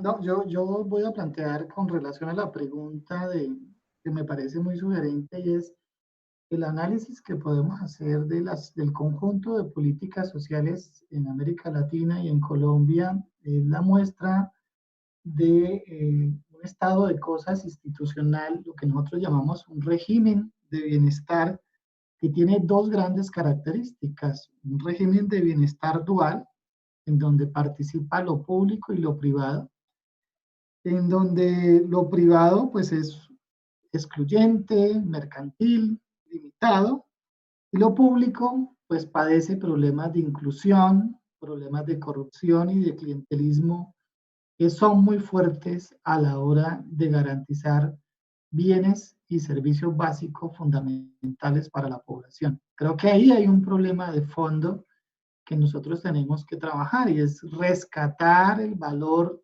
de lo público como un lugar de inclusión social. Y el segundo elemento es que nosotros hemos construido un régimen de bienestar informal. El 48% de los cuentapropistas en Colombia son de alguna manera el sector más voluminoso de la economía colombiana. Y ese sector hoy no tiene ningún tipo de protección frente al choque viral. Ese sector, los cuentapropistas, la informalidad, y además de eso le sumamos la ilegalidad. Cali es una de las ciudades más violentas de América Latina, y en medio de esta pandemia nosotros hemos tenido asesinatos de ciudadanos en muy diversos órdenes. Entonces uno también tendría que preguntarse que nosotros vivimos pandemias recurrentes. La violencia en nosotros es una pandemia. Nosotros construimos un proceso de paz que tiene muchas dificultades y limitaciones para ser implementado.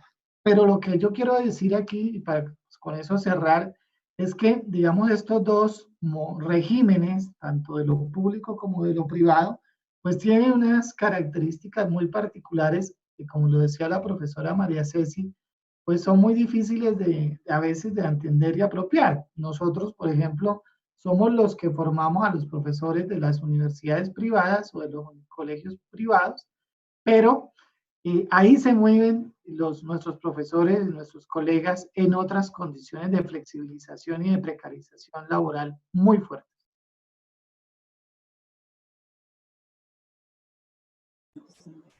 No tienen Profesora Adriana, gracias, profesor Byron. Profesora Adriana.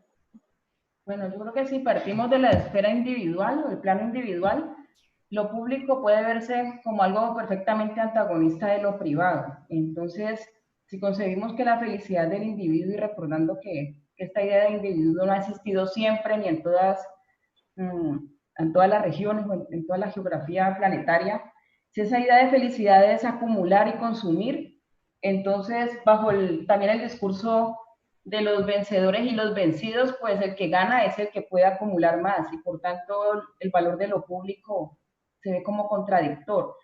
Pero si retomamos de algún modo las ideas, por ejemplo, de Marx, que nos dice que solamente es posible emanciparnos como individuos si pasamos por lo colectivo, si valoramos lo colectivo, entonces esa contradicción, creo yo, entre lo público y privado desaparece, y solamente es posible a través del valor de la comunidad y de la recuperación de lo público conseguir esa felicidad individual.